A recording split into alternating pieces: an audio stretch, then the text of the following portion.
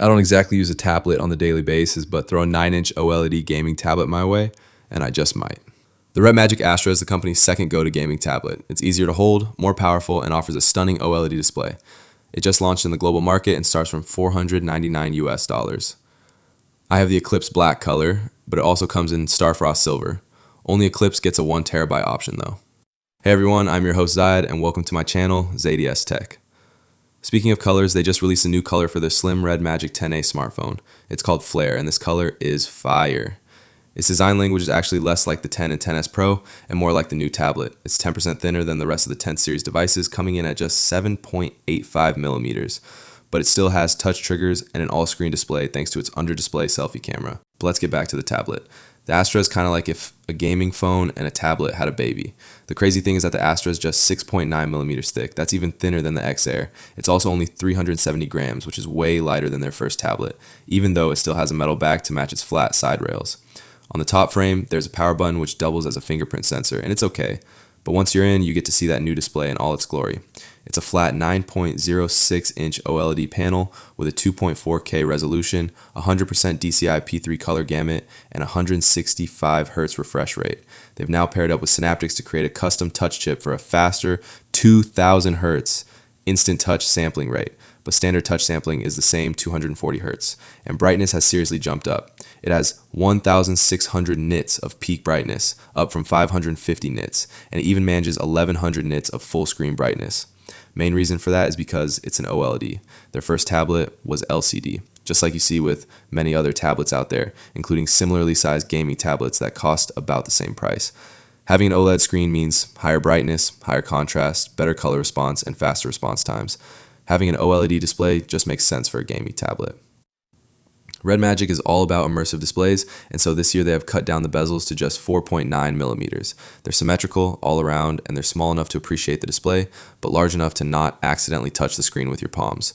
I feel like this form factor is perfect. It's big enough to enjoy content on a larger screen, but not too big that it's too hard to hold. This should make it better for gaming since you can easily reach the center of the screen with both of your thumbs. When holding it in landscape, I'm not sure you noticed, but the top bezel houses the selfie camera, and it's gotta be the smallest selfie sensor I've ever seen. It's supposedly a 9 megapixel sensor, but it outputs 7.68 megapixel photos. It actually takes decent selfie pics though, but when it comes to selfie video, the RedMagic Astra gaming tablet caps out video at 1080p and 30 FPS. Let me know your thoughts of the video and microphone performance. There's still a transparent glass section on its backplate with LEDs for the RedMagic text and physical cooling fan. And just like with the 10S Pro phone, the LEDs can stay lit up all the time, even when the device is locked. Their previous tablet, the RedMagic Nova, had a raised camera module, but just like with their recent phones, the Astra has a completely flat back with its camera sensor tucked behind the same glass section. There's only one 13 megapixel sensor though, which is actually a downgrade from the 50 megapixel cam we got with their first tablet. Shots come out decent at its native focal length, and it can zoom up to 10x. You can shoot video at 4K resolution, but it's capped at 30 FPS. Actually, all resolutions are capped at 30 FPS. And things are quite shaky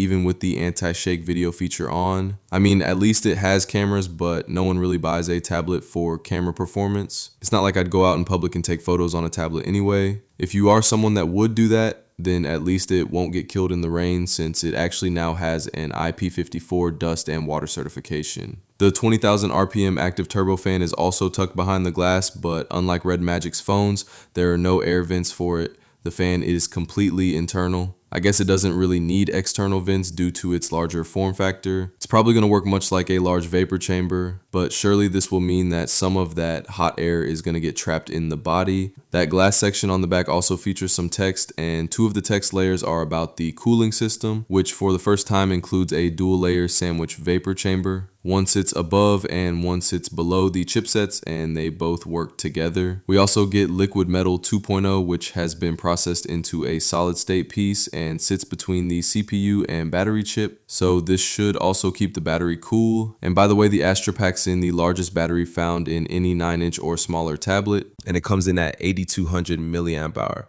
It can also be charged from 0 to 100 in just 71 minutes. But their previous tablet, the RedMagic Nova, could charge in under 60 minutes, and that had a larger battery. This should be more efficient though, considering it's using an OLED screen and it has Qualcomm's latest flagship chipset, that being the Snapdragon 8 Elite CPU. It's not the overclocked leading version that we see in their flagship gaming phone, but somehow it achieved an identical Antutu score when compared to the overclocked chip. Its single core score in Geekbench 6 is also similar, but its multi-core score is quite a bit lower, even lower than other 8 Elite powered phones, and its GPU scores in 3D Mark were also slightly lower, but not by much. This really shouldn't affect gaming performance, but we'll get to that in a minute. Just like with their latest phone, the Astra also gets LPDDR5T RAM and UFS 4.1 Pro storage, as well as the Red Core R3 Pro gaming chip, which enhances performance and acts while taking some of the load off of the Qualcomm chip. One thing that really grinds me is that there is no always-on display, even though it has an OLED screen. And their software is pretty much a copy-paste of their phone software. It's the exact same RedMagic OS 10.5 software skinned over Android 15 that we see on their latest phones. So there's still no option for large folders, and there's still no Google Discover and Circle to search. At least there's Google Gemini and interactive widgets though. The home screen layout can't be changed at all, so it's stuck to 6x4 icons regardless of the screen orientation, and the only real tablet feature I can see is that you can have up to 8 docked icons and 3 recently opened apps sit next to them. There are some tablet accessories which should give you a bit more of tablet feel, but they haven't released yet. That gamepad does look sick though. And the gamepad would certainly help, since unlike their phones, the Astra doesn't have touch triggers. I mean, it wouldn't make sense for it to have since they'd be too hard to reach, but I have a thought. They could just put them on either side of the screen when holding it in landscape instead of at the top, and maybe even have them double up as fingerprint sensors. Another thing missing is a headphone jack, which makes zero sense to me since all of their flagship phones have one. My thoughts on this, maybe add one. But there is still a magic key, and it opens game space by default. But just like with their phones, you can customize it to do something else instead. I like to use it as a mute switch. If you don't choose to use it for game space, you can easily open up game space from the control center. In game space, you can customize things the same way you can on their phones, and once in a game, all the gaming features are pretty much the same. There's still an option for charge separation, but one thing I really appreciate here is that they have now moved the USB port higher up when you're holding it in landscape, so that it doesn't get in the way when you're gaming. And that USB 3.2 port also doubles up as a display port so that you can hook it up to an external screen for that true console-like experience. It works in the exact same way that we saw with the recently released RedMagic 10S Pro, so if you want to see it in action, be sure you watch my video of it right after this. It is slightly different though. You can still output at 4K 144Hz. Might wish these was slightly different away, but there's now 2 more options you can output at 2K 240Hz or 8K 60. Touch triggers on the sides would be my first choice, but since that's not a thing yet, they do have a sensory control feature which acts like touch triggers, but through gestures. I can't really see myself ever using this though. Alright, I have another idea. Imagine they released a dock, just like you see with the Nintendo Switch. I mean, they already have a gaming controller, right? So pair the 2 of those together, and bam, you have a fully fledged console. Maybe this will make more sense once they actually release their native PC emulator in the global markets. Just like with their phones, we get an upscaling and frame interpolation feature which allows you to play 60 FPS games like Genshin Impact at 120 FPS. It's not the same as proper 120 FPS gaming, but it does feel more fluid. Now we have a red 63-23-14-23-66.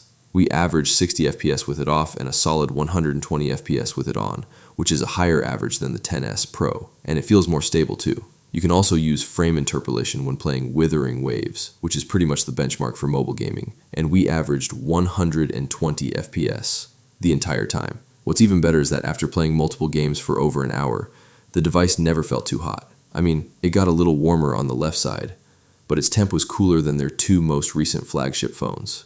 So I guess that internal cooling fan and new cooling system does indeed work well. Call of Duty Mobile also runs really well on the Astra, but it's unfortunate that the refresh rate caps out at 120 FPS. Even though we have a 165 Hz display here, it would have been nice to see at least 144 FPS like we see with their XS Pro. The good news is that haptic feedback is ridiculously good thanks to it using dual X-axis linear vibration motors. A lot of tablets skip out on vibration motors altogether, but it makes sense for a gaming tablet. Real Racing 3 is one of the few games out there that doesn't have an FPS cap, so not only did we manage to reach 165 FPS while playing, it often hit 166 FPS. Another thing that is a serious standout feature for this tablet are its excessively loud dual stereo speakers that are packed with bass. Most small gaming tablets have an IPS screen and a small battery. This corrects both of those things and does so much more. I'm also super relieved that they reduced the size here. A smaller gaming tablet just makes so much more sense. What doesn't make sense is the absence of a headphone jack though. RedMagic, please could you add one in? Oh, and while you're at it, maybe add in those side triggers. And maybe even make a dock. That would be absolutely epic. No, but seriously, I could actually see myself using this on the daily. This is Zahid, as always from ZaidiEsTech. I'll catch you in the next one. Take care. Allah Hafiz.